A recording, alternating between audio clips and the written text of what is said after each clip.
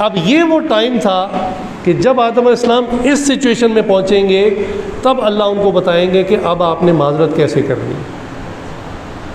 Now you are feeling it, ठीक है ना, अब आप उस कैफियत में आ चुके हैं, आपको पता लगा है कि आपने गलत काम किया, वही गलत काम जिससे अल्लाह ने मना किया था।